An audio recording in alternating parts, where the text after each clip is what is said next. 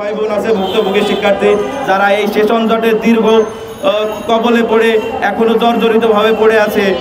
Public ভার্সিটিতে দেখা যায় যে যারা 1-2 বিষয়ে অকৃতকার্য হয় তাদের পরবর্তী 1 থেকে 2 মাসের ভিতরে এই পরীক্ষাগুলো দেওয়ার সুযোগ দেওয়া হয়, কিন্তু আমাদের একটি বিষয় বা 2টি বিষয় যদি এমন সমস্যা থাকে তখন আমরা দেখা যায় যে দীর্ঘদিন ধরে এই সেশন জটের যানজটে পড়ে আমাদের জীবন বাধাগ্রস্ত হয়।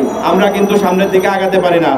আমরা যদি পাশ করার অযোগ্য হই তাহলে আমাদের ফেল দিক বা যেটাই দিক, কিন্তু আমাদের দ্রুত সময়ের ভিতরে এই পরীক্ষাগুলোর ব্যবস্থা করুন, যাতে করে আমরা আমাদের মেধা দিয়ে দেশ সেবায় নিজেদেরকে নিয়োজিত করতে পারি।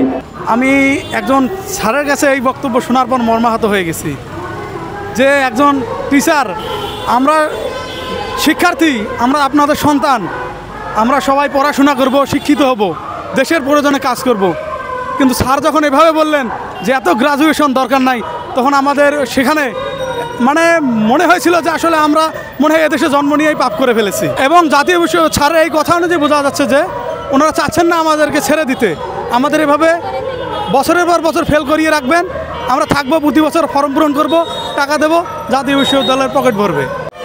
আমার ফাইনাল পরীক্ষা 2022 সালে দিয়ে দেওয়ার কথা ছিল, কিন্তু আমি পরীক্ষায় বসেছি 2024 সালে এসে, অর্থাৎ আমাদের এখনও 2 বছরের সেশন জট রয়ে গেছে।